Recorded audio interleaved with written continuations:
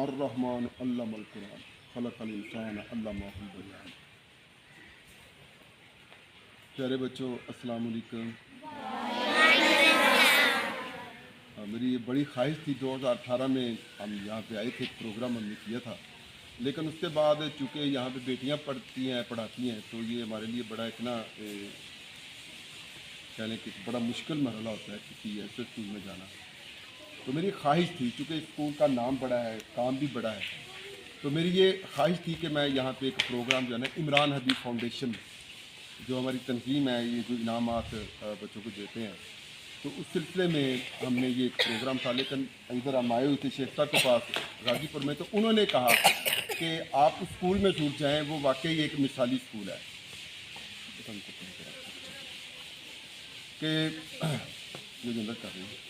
अच्छा, तो ये एक मिसाली स्कूल है, यहाँ पे आपको नज़्म व ज़ब्त भी मिलेगा, सफाई सुथराई भी मिलेगी, और जो टीचर्स हैं वो भी बहुत माशाल्लाह मुतहर्रिक हैं। तो मैंने कहा जी आप बना लें, मेरी तो ऐसा कोई मेरे लिंक नहीं है। तो फिर सर ने मेहरबानी की, उन्होंने आप ही से रब्ता किया, उन्होंने कहा वेलकम। प्यारे बच्चों, आज मैं एक छोटी सी बात आपको बताना चाहता हूँ। छोटी सी बात है मालूमात। क्या बात है? मालूमात होती है जनरल नॉलेज। ये मालूमात क्या होती है, हम किस तरह से इस चीज़ को अपना जो इल्म है ना बढ़ा सकते हैं, यही सवाल पूछे जाते हैं ना, ठीक है। तो उसमें ये होता है कि जो आपकी किताबें हैं ना, दो चीज़ें होती है हमारे पास। एक तो जब खुतबा हो रहा हो जुमे का, आप पता मौलवी साहब तकरीर करते हैं, तो उसमें हमें सुनना चाहिए, हमें सुनना चाहिए क्या कहते हैं। दूसरी बात जो है वो होती है आपकी किताबें। किताबों पे जो चीज़ें लिखी हुई हैं उन चीज़ों को अंडरलाइन करें। क्या करना है? अंडरलाइन करें। यानी इनको लिखे कि ये यहाँ पे मालूमात है, ये क़ायद आज़म के बारे में है, ये हज़रत अल्लामा इक़बाल के बारे में है, ये हमारे दीन इस्लाम के बारे में है, ये कुरान के बारे में है, ये अहादीस के बारे में है, ये बादशाहों के बारे में है, ये तारीख़ के बारे में है, ये साइंस के बारे में है, ये जोग्राफिया के बारे में है।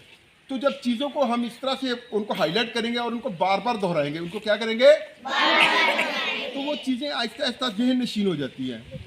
किसी ये जाफर बरमकी का कौल है कि जो अच्छी चीज़ हो उसे लिख लो, जो अच्छी चीज़ तुम्हें मिले उसे लिख लो, जिसे लिख लो उसे याद कर लो, जिसे याद कर लो उसे आगे बयान कर दो, और जिसे आगे बयान कर दो उस पर खुद भी अमल करो।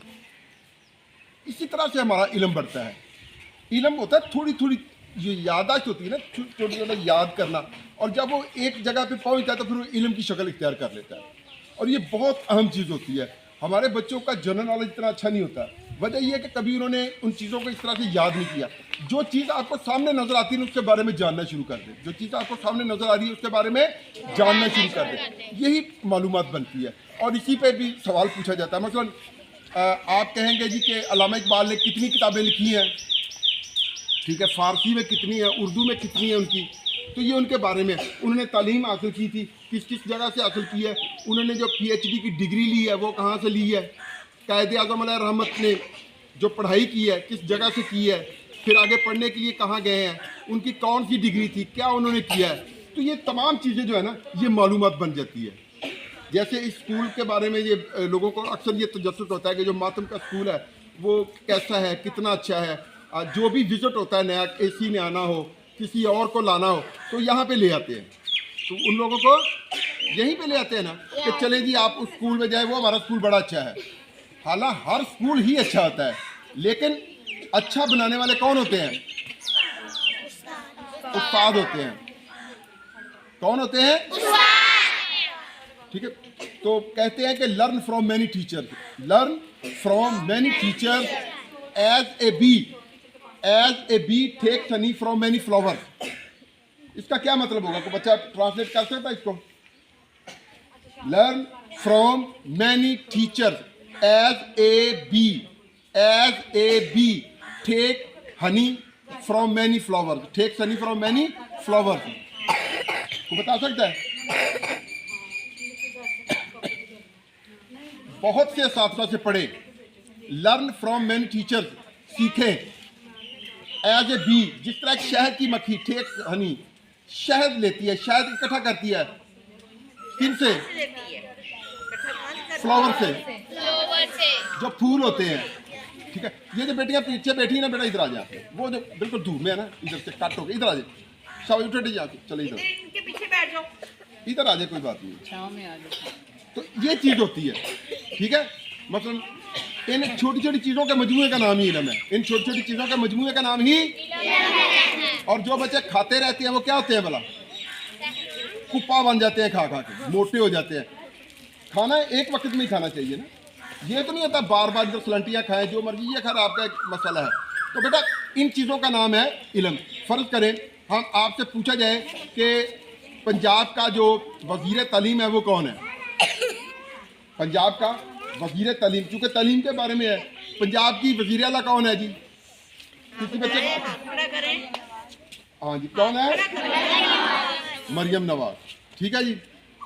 तो ये भी एक मालूमात होगी। वज़ीर तालीम के बारे में है तो वो भी आपकी एक मालूमात हो जाएगी। तो ये जो छोटी छोटी बेटा चीज़ें होती हैं ना, इनका मजमुआ ही इल्म कहलाता है।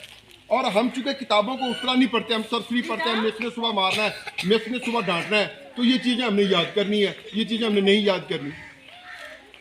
तो कहते हैं कि every day is a new beginning, every day is a new beginning. हर दिन एक नई शुरुआत होती है। Every day is a new beginning.